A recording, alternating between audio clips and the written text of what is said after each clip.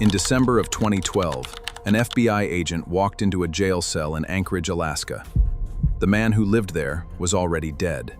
Under his bed, drawn in his own blood, were 11 skulls. The FBI has 3 confirmed victims for this man. Just 3. So who were the other 8? Nobody knows. Not the FBI, not the families still waiting for a phone call that never comes. This is the story of a man who built the most careful murder operation investigators had ever seen. No pattern, no signature. He didn't hunt people. He hunted opportunities and buried the evidence years before he ever needed it. His name was Israel Keyes. By the time anyone realized what he was, he'd already made sure most of his story would die with him. He was born in 1978, one of 10 children. His family didn't live like other families. They lived off-grid, no electricity, no running water. Some of the kids slept outside in a tent because there wasn't room. The family fell in with a church that preached a radical, isolationist ideology, cut off from mainstream society. He was known, even as a child, for herding animals. Not out of hunger, just to watch. Neighbors and former classmates later described something about him that made their skin crawl, long before anyone had a name for it. By his teenage years, he'd broken into houses, stolen guns, and started fires in the woods for no reason anyone could explain. At 20, Keyes enlisted in the U.S. Army. On paper, he was a model soldier, steady, quiet, reliable. His commanding officers had no idea what they were standing next to. Years later, after his arrest, Keyes admitted something that should have ended his story much sooner. While overseas on leave, he attempted to assault 2 different women in 2 different countries. He wasn't caught either time. He later told an FBI agent that early on, he let a victim go because, in his own words, he didn't stop because it was wrong. He stopped because he wasn't good enough at it yet. Not yet. By the mid-2000s, Keyes had settled in Alaska, running his own construction business. Neighbors saw a hard-working contractor, a father, a boyfriend to a local nurse. What they didn't see were the trips. He'd fly to a completely different part of the country, rent a car under his own name, and pay for everything in cash. Sometimes he'd drive over 1,000 miles to a location he'd scouted years in advance. His phone stayed off the entire time. FBI profilers said they'd never seen anything like it. He buried murder kits, tools, restraints, years before he used them. He'd plant the evidence of a future crime, then walk away and wait. When the moment came, he wasn't improvising, he was retrieving. June 2011, Essex, Vermont. A married couple, Bill and Lorraine Currier, vanish. They disappear from their own home in the middle of the night. No forced entry that made sense. No witnesses. No trace. For a year, their disappearance stayed unsolved.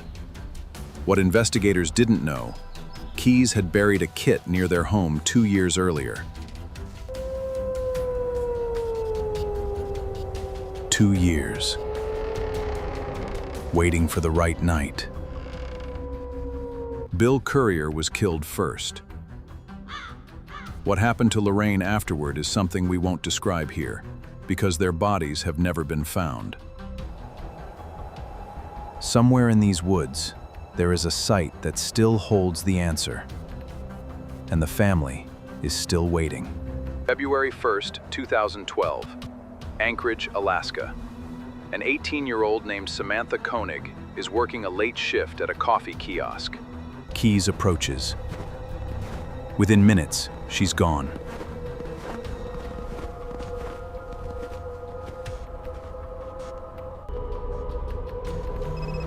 Then Keyes does something that shows just how far ahead he was always thinking.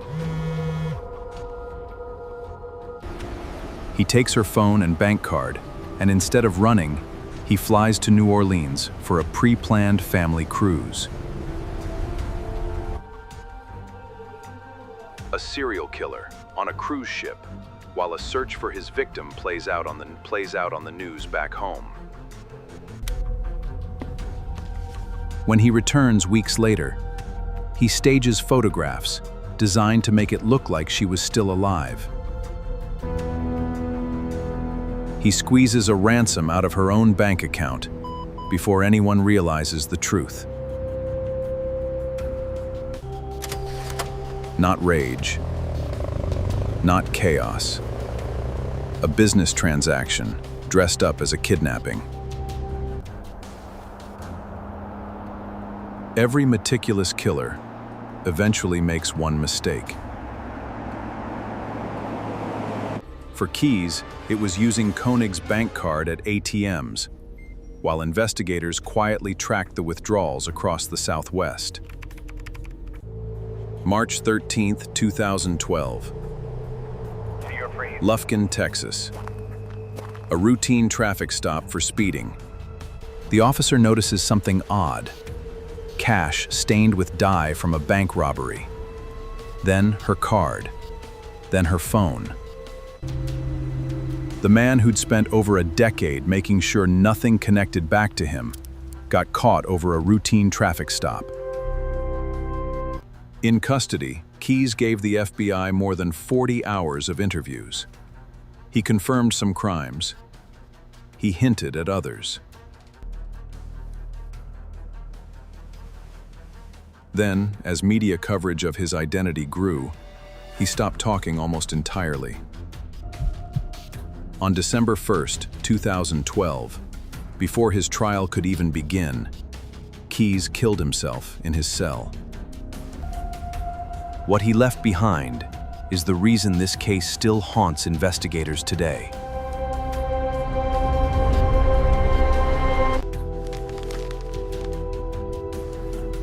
A note, written like a twisted tribute to what he'd done. And underneath his bed, 11 skulls, drawn in his own blood. The FBI's theory is simple and chilling. Each skull represents a victim. 3 have names. 8, as of today, do not. Somewhere in this country, there may be families who don't know that the person who took someone they love has already been identified. They just don't know it yet. And that's the part of this story that never really ends. If you know something, if any detail here connects to a case you've heard of, the FBI's tip line is linked below. If this kept you up at night, that's the point.